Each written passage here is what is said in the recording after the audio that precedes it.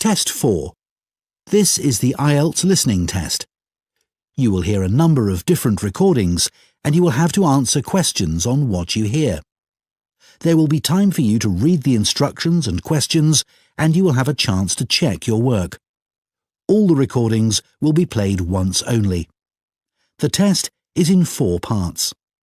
At the end of the test, you will be given 10 minutes to transfer your answers to an answer sheet. Now turn to Part 1.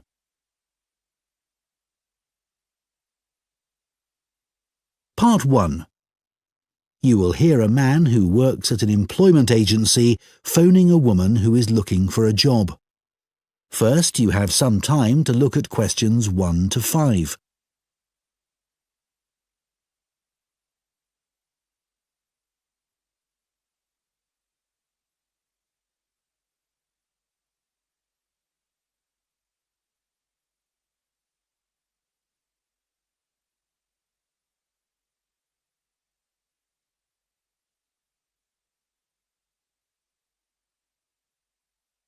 Now listen carefully and answer questions 1 to 5.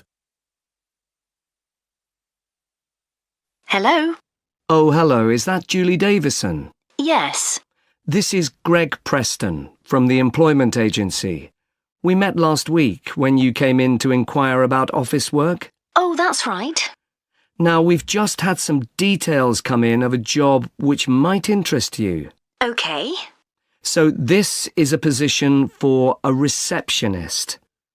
I believe you've done that sort of work before? Yes, I have. I worked in a sports centre for a couple of years before I got married and had the children. Right. Well, this job's in Fordham, so not too far away for you, and it's at the medical centre there. OK. So where exactly is that? It's quite near the station on Chastens Road. Sorry? Chastens Road. That's Chastons. OK,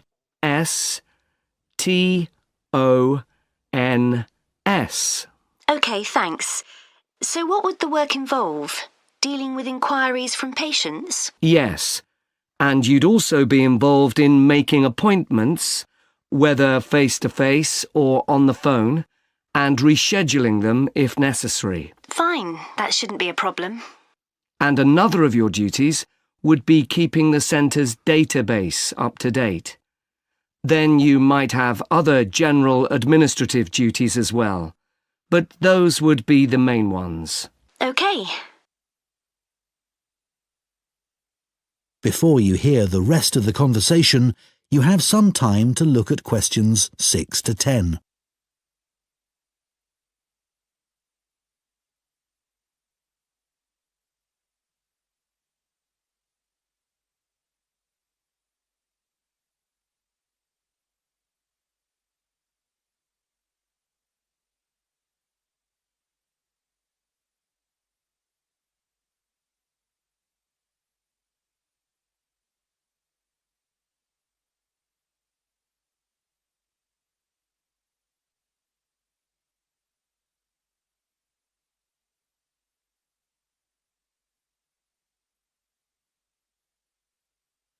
Now listen and answer questions 6 to 10. Now, when the details came in, I immediately thought of you because one thing they do require is someone with experience. And you did mention your work at the sports centre when you came in to see us. Yes, in fact I enjoyed that job. Is there anything else they're looking for? Well, they say it's quite a high-pressure environment. They're always very busy, and patients are often under stress, so they want someone who can cope with that and stay calm, and at the same time be confident when interacting with the public. Well, after dealing with 3 children all under 5, I reckon I can cope with that. I'm sure you can. And then another thing they mention is that they're looking for someone with good IT skills. Not a problem. So you'd be interested in following this up? Sure. When would it start? Well, they're looking for someone from the beginning of next month. But I should tell you that this isn't a permanent job. It's temporary, so the contract would be just to the end of September. But they do say that there could be further opportunities after that. OK. And what would the hours be? Well, they want someone who can start at 7:45 in the morning. Could you manage that? Yes, my husband would have to get the kids up and off to my mother's. She's going to be looking after them while I'm at work. What time would I finish? 1:15. That should work out all right. I can pick the kids up on my way home, and then I'll have the afternoon with them. Oh, one thing. Is there parking available for staff at the centre? Yes, there is. And it's also on a bus route. Right. Well, I expect I'll have the car, but it's good to know that. OK, so where do I go from here? Well, if you're happy for me to do so, I'll forward your CV and references, and then the best thing would probably be for you to phone them so they can arrange for an interview. Great. Well, thank you very much. You're welcome. Bye now. Bye. That is the end of part 1.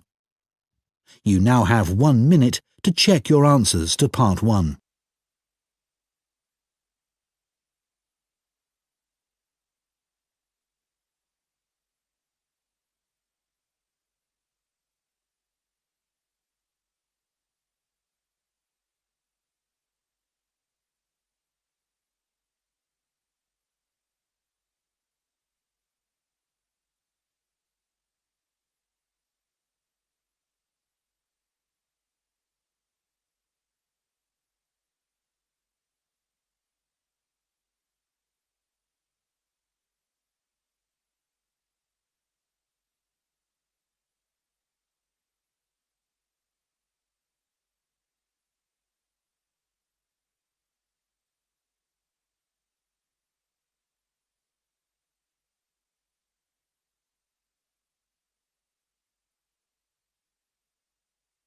Part 2. You will hear a guide at a farming museum talking to a group of visitors. First, you have some time to look at questions 11 to 14.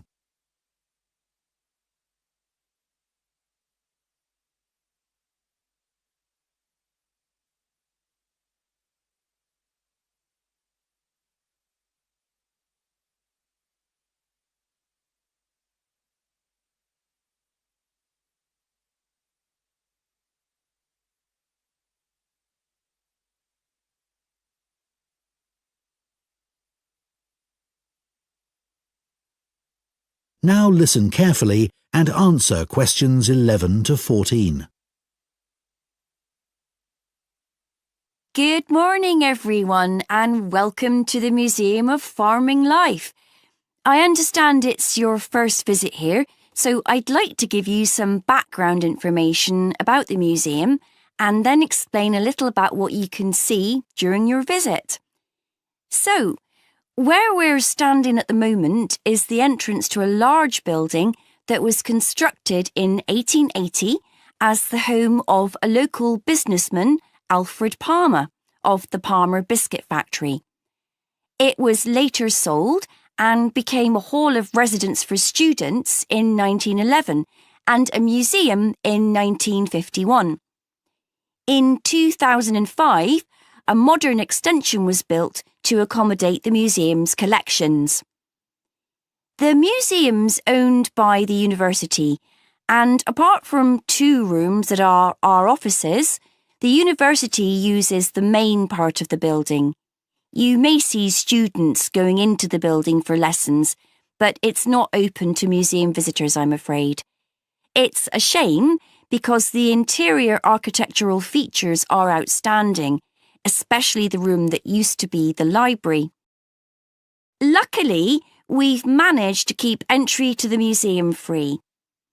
This includes access to all the galleries, outdoor areas, and the rooms for special exhibitions. We run activities for children and students, such as the Museum Club, for which there's no charge. We do have a donation box just over there, so feel free to give whatever amount you consider appropriate. We do have a cloakroom if you'd like to leave your coats and bags somewhere. Unlike other museums, photography is allowed here, so you might like to keep your cameras with you. You might be more comfortable not carrying around heavy rucksacks, though keep your coats and jackets on as it's quite cold in the museum garden today. Before you hear the rest of the talk, you have some time to look at questions 15 to 20.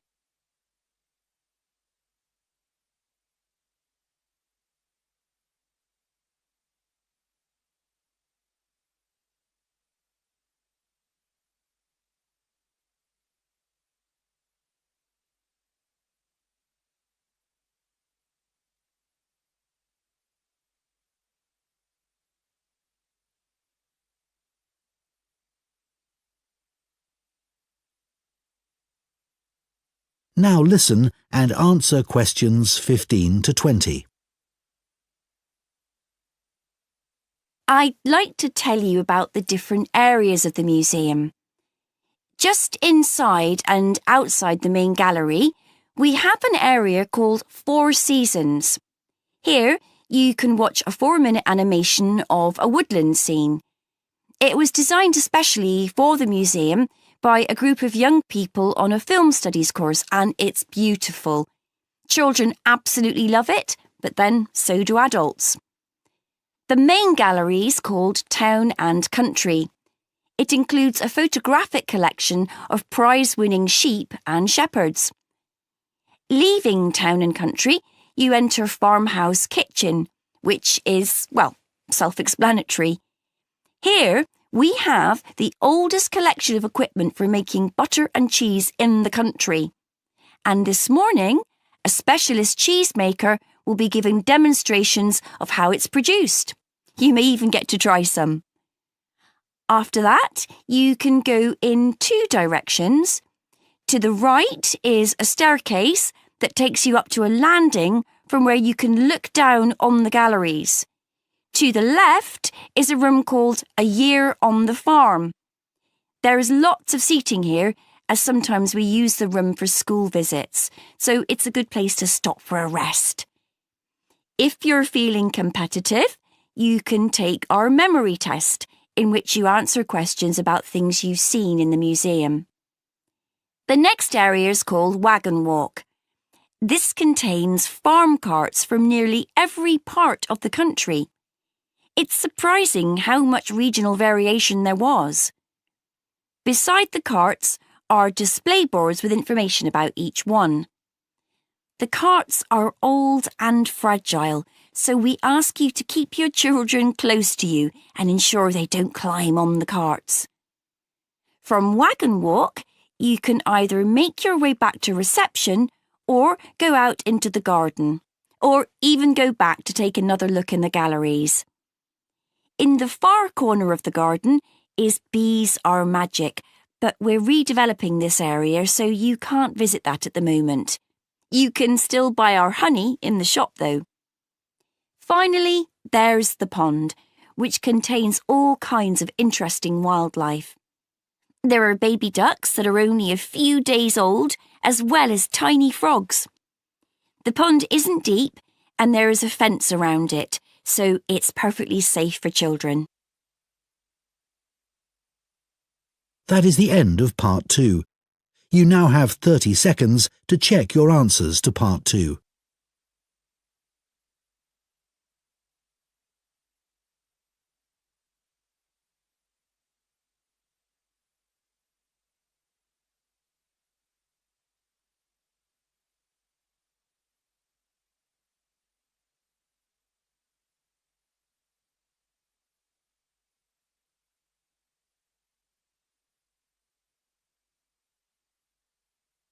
Part 3.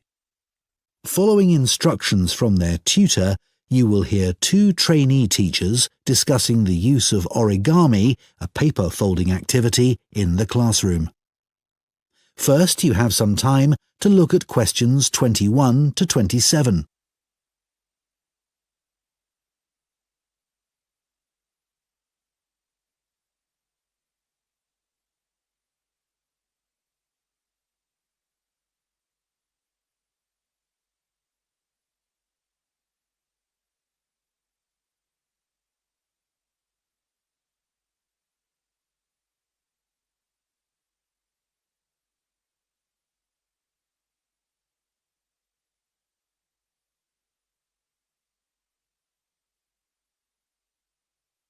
Now listen carefully and answer questions 21 to 27. So now I want you to discuss the lesson we've just been watching on the video and think about the ways in which origami can be a useful educational tool. Can you all work with the person sitting next to you? I had no idea that such a simple thing like folding squares of paper to make the shape of something like a bird could be such an amazing tool. It's made me see origami in a whole new light. I know. It was interesting to see the educational skills the children were developing by doing origami. On the video, you could see them really listening hard to make sure they did all the steps in the right order to make the bird. That's right. In this lesson, they were working individually, but it would also be interesting to see if the children could work out how to make something simple without being given any direction. That would help with building teamwork as well. Yes, but much more of a challenge. One thing that really stood out for me was that the children were all having fun while being taught something new. Which is a key aim of any lesson with this age group. And although these kids had no problems with folding the paper, with younger children you could do origami to help practice fine motor skills. Absolutely. Shall we talk about the individual children we saw on the video? I wrote all their names down and took some notes. Yes, I did too. OK, good. Let's start with Sid. He was interesting because before they started doing the origami, he was being quite disruptive. Yes, he really benefited from having to use his hands. It helped him to settle down and start concentrating. Yes, I noticed that too. What about Jack? I noticed he seemed to want to work things out for himself. You could see him trying out different things rather than asking the teacher for help. What did you make of Naomi? She seemed to be losing interest at one point, but then she decided she wanted her mouse to be the best, and that motivated her to try harder. She didn't seem satisfied with hers in the end, though. No. Anya was such a star. She listened so carefully and then produced the perfect bird with very little effort. I think the teacher could have increased the level of difficulty for her. Maybe. I think it was the first time Zara had come across origami. She looked as if she didn't really get what was going on. She seemed unsure about what she was supposed to do. But in the end, hers didn't turn out too badly. Yeah, I'm sure it was a positive learning experience for her. Before you hear the rest of the discussion, you have some time to look at questions 28 to 30.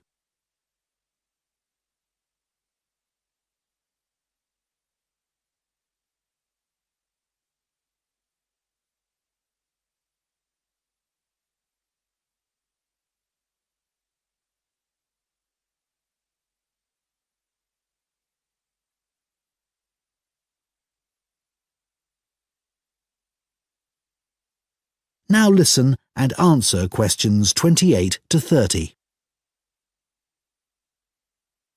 I think one reason why the origami activity worked so well in this class was that the teacher was well prepared. Right.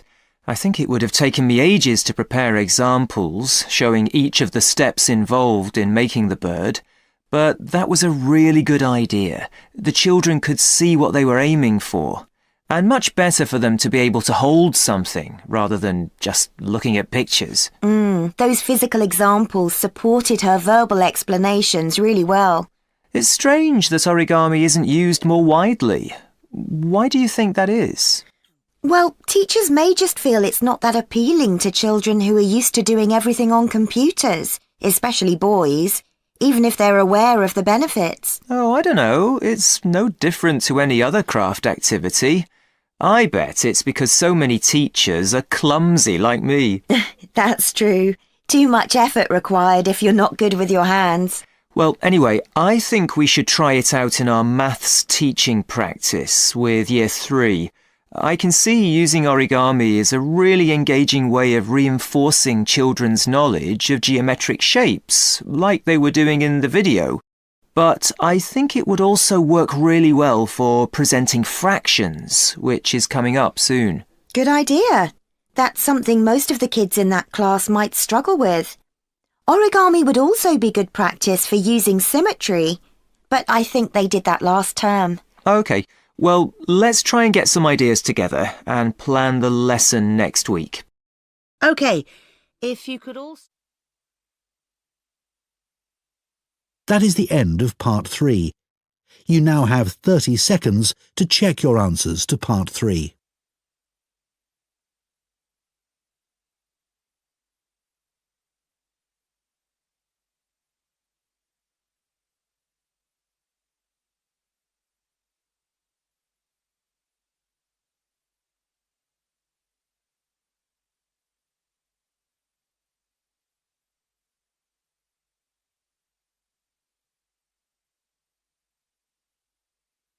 Part 4.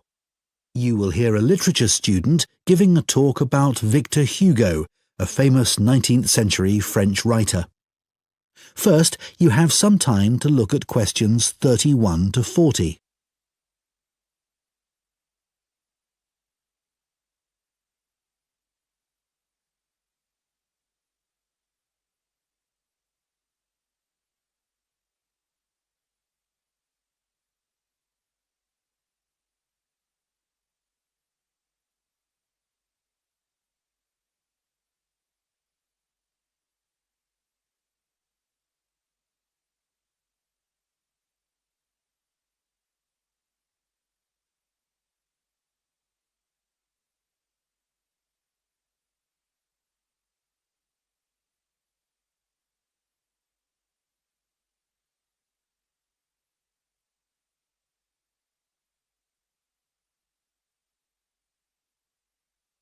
Now listen carefully and answer questions 31 to 40. The person I've chosen to talk about is the French writer Victor Hugo. Many people have heard of him because his novel, Les Miserables, which he wrote in 1862, is famous around the world. It became a stage musical in the 1980s, and a film version was also released in 2012. So some of us, I'm sure, have a pretty general idea of the plot, but we know much less about the author. Today, I'm going to provide a little more insight into this talented man, and I'm going to talk particularly about the home he had on the island of Guernsey in the British Channel Islands. But first, his early career. As I've said, he was a writer. He was at the height of his career in Paris, and he was very highly regarded by his colleagues. As far as literature was concerned, he was the leading figure of the Romantic movement. However, as well as being a literary genius, he also gave many speeches about issues like the level of poverty in his society. He felt very strongly about this and about other areas where change was needed, like education. This kind of outspoken criticism was not well liked by the rulers of France, and eventually the Emperor, Napoleon III, told Victor Hugo to leave Paris and not return. In other words, he sent him into exile. So, Victor Hugo was forced to reside in other parts of Europe. Guernsey was actually his third place of exile, and he landed there in 1855. He produced a lot while on Guernsey, including Les Miserables, and to do this, he had to spend a great deal of time in the home that he had there. This was a property that he bought using the money he'd made in France from the publication of a collection of his poetry. It was the only property he ever owned, and he was very proud of it.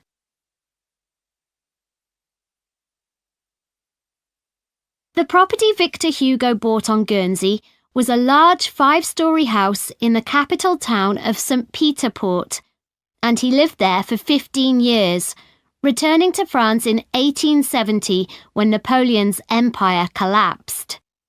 He decorated and furnished each level or floor of the house in unique and wonderful ways.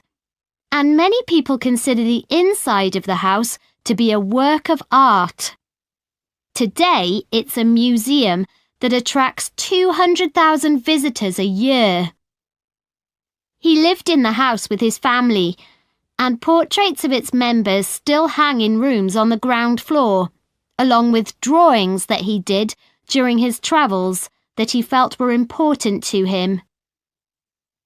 In other ground floor rooms, there are huge tapestries that he would have designed and loved.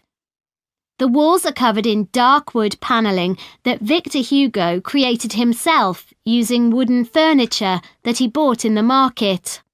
The items were relatively inexpensive, and he used them to create intricate carvings. They gave an atmosphere on the lower level that was shadowy and rather solemn. On the next level of the house, there are 2 impressive lounges where he entertained his guests.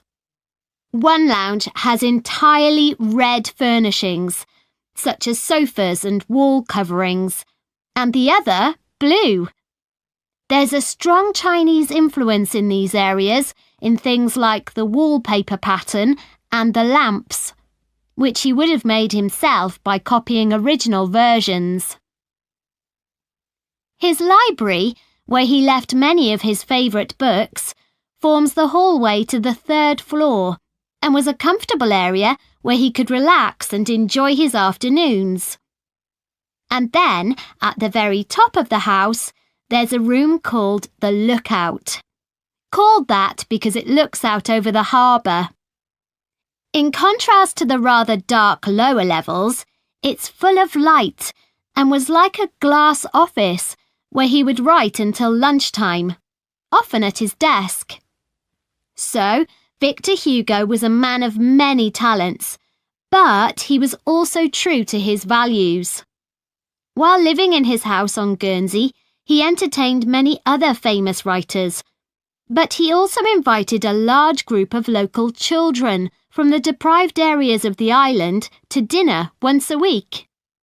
What's more, he served them their food, which was an extraordinary gesture for the time period. In 1927, the house was owned by his relatives, and they decided to donate it to the city of Paris. It has since been restored using photographs from the period, and, as I mentioned earlier, is now a museum that is open to the public. That is the end of Part 4. You now have 1 minute to check your answers to Part 4.